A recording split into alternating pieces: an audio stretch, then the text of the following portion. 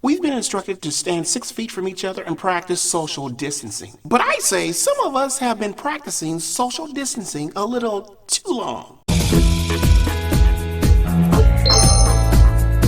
Hey, troopers, it's Mr. J showing love. Be sure to hit the like and subscribe button if you enjoy these videos. Now, we're living our lives as though we're never going to run out of tomorrows. But the day will come when tomorrow will come and go without us included. Each day you wake up, you move another day closer to your final day. We're running around in pursuit of success and having big things for ourselves. But should we be also in pursuit of people?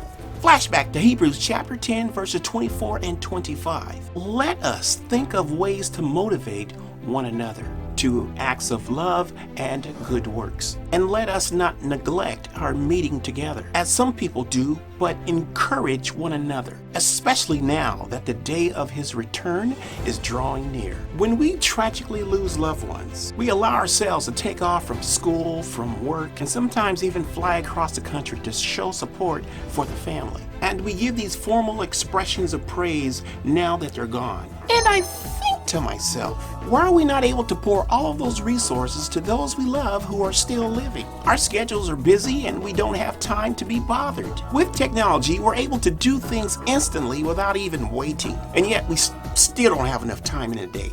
Hey, we can tell the world how we feel and what we ate today through our social media platforms. And yet we're unwilling to send a message of hope, love, or peace to that particular person. Negativity is something we all get a heavy dose of. And yet we still thirst for acceptance, to be liked, to be loved, to be embraced, to be lifted up, to be encouraged. So why can't that start with us? Can our youth speak respectfully to our adults? Can our adults speak to our young people from a heart that's not judging their appearance? Can we reach out to those family members we have abandoned in convalescent and assisted living homes? Sons and daughters, can we reflect God's love to the fathers that were never present? You know, we've all had tough times and we've all been hurt. I understand there are some people that just make it hard to love them. Yeah, well, you step over here and I'll smack you back to the dirt you came from. Righty then.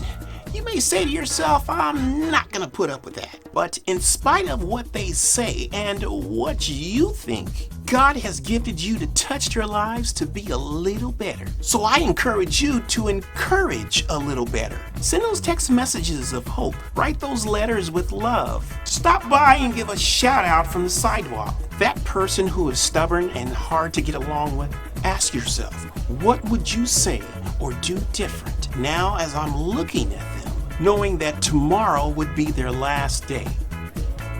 Be a refreshment to someone else.